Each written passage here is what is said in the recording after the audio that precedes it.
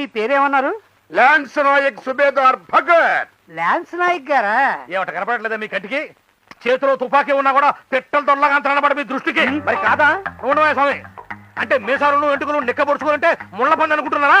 మరేంటి? నూనె స్వామి అది కావయ్యా.